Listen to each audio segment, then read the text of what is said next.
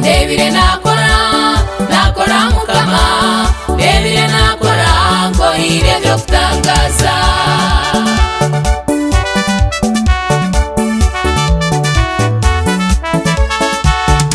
okumanya ngo nakora nkorire byo kutangaza kanyihoko mu mucucu yanshitamisa n'abanyiginya kaba ntini zina mbwe nahatambira izina ahindi kutoraho nangurure vuranda yarabaho ndebire nakora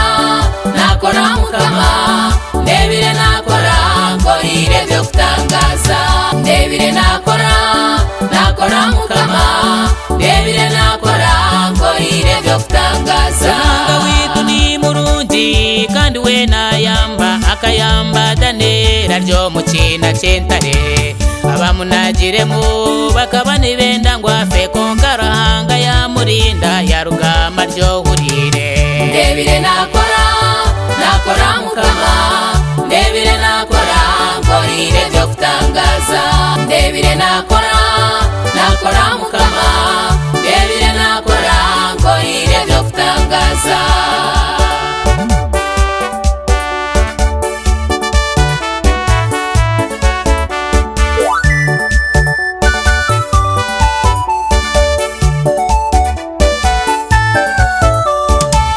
ndebire nakora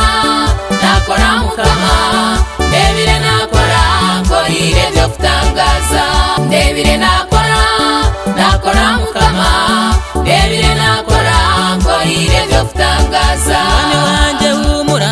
mwine tato tati naruhanga witaruho urire shayo nanakuyamba yo mukorere omuhereza umutima gwawe byawe byo nanabimanyesha yo nanibiterera ndebire nakora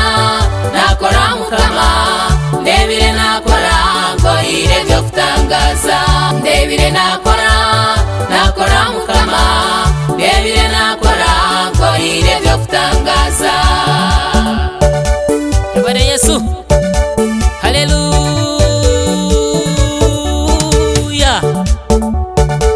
mazima ruhanga witu nakore byo kutangaza nanye Gideyoni muhozo muri kureba kankorere byo kutangaza ruhanga kashanga ntinde cyo kujwara yanjweka ruhanga kashanga nyine njara yangaburira akashanga nyine iriho yampereze cyo kunywa yanabisa yansiga yanjweka ni murungi ureke tumukorere bwo kuba nakore byo kutangaza Yabare Yesu yabare umutererezo ngaro Yabare Yesu yabare kiruhura yabaro kanduhura